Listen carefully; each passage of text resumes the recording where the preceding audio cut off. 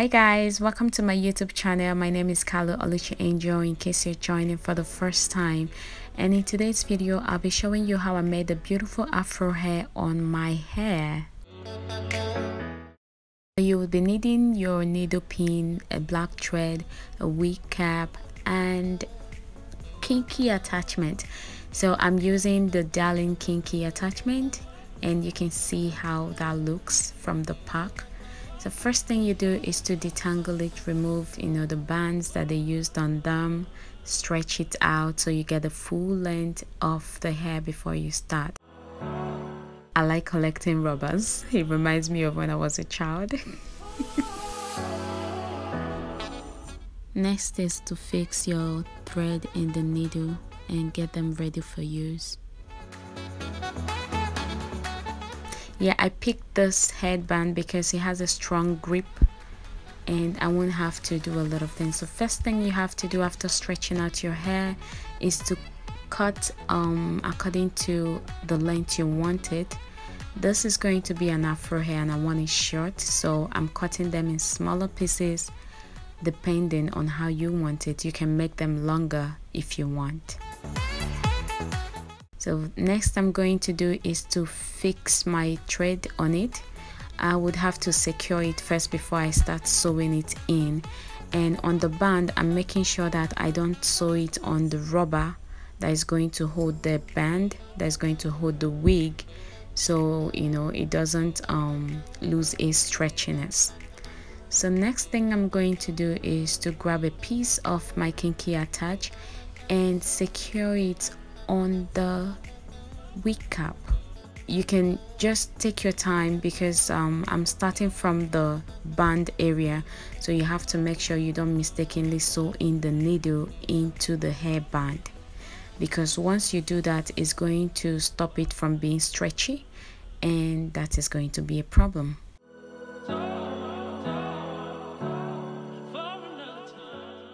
I'm just picking them in parts and pieces and just securing them into the wig cap. I'm sewing them. You can just follow the way it is on the video, how I fix it on the wig cap, then put it on the attachment to make sure the root is secured properly on the wig cap and it doesn't move.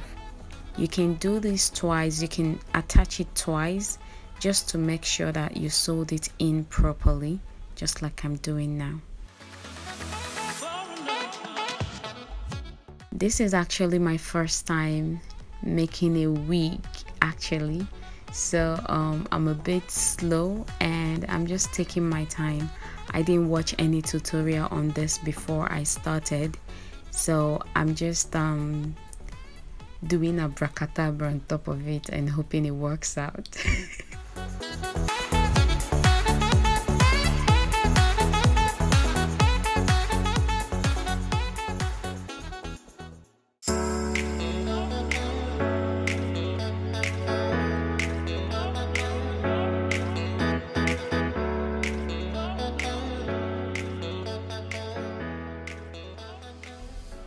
So I'm just going to follow the same process all over, and I want to do it like round. So I'm just trying to secure the band area first, then I would go round on every other places. It's just the same sewing process from the beginning to the end, so take your time if you need to, but make sure you secure the hair properly so it doesn't move or they don't start falling off along the line.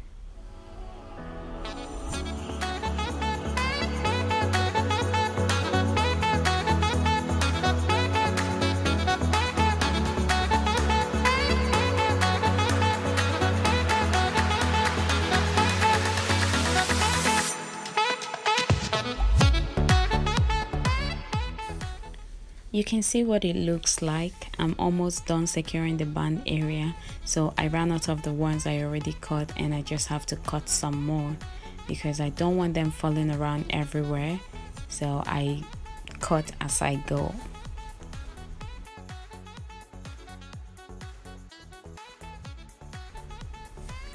Now I'm just attaching it, filling up the empty space, before I start sewing the main cap area. Like you can see, the the band area is all done and good to go. So now I have to start the same process all over, going round in the main wig cap, and that is how we'll do it till the end of it.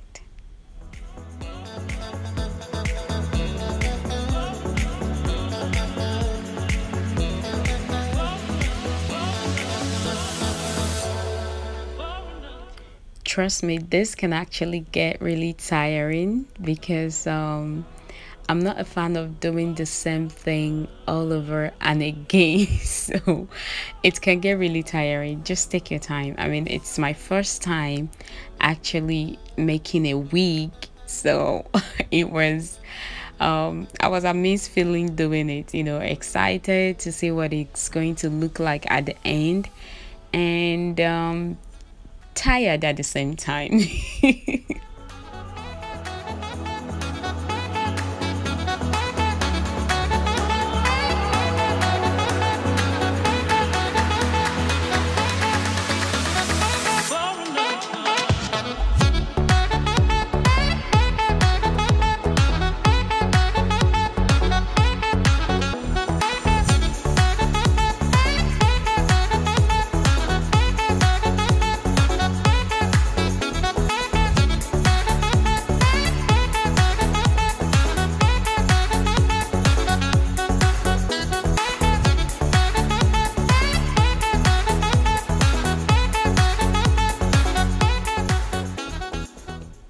So I've gotten to the center part, and trust me, this area you don't need to do too much. You don't need to make sure they are in line or something, because the hair is very fluffy, so it can actually fill up a lot of area. But then again, you don't want it to look funny, so you have to take your time, move the hair apart and fill in areas that looks way too scanty.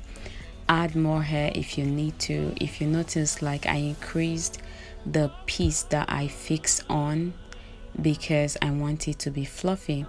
Now you have to check on every part you already done, the areas that are scanty, and then you just fill them up like that to make sure that they're fuller, because it's Afro. You don't want it looking really scanty.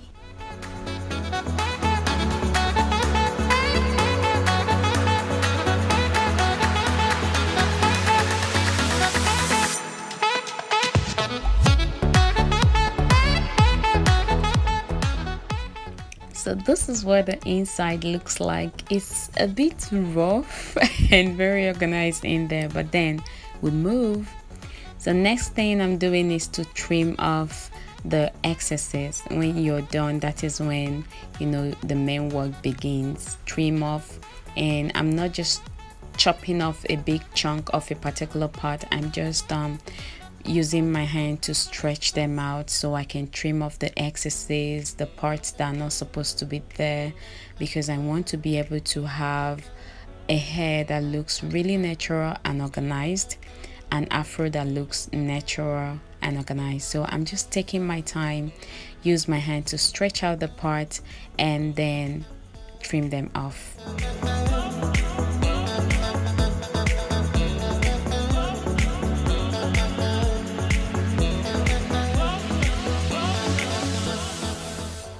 This part is very necessary. I'm using my hand to brush it out, and that would give me all the parts that are not supposed to be there.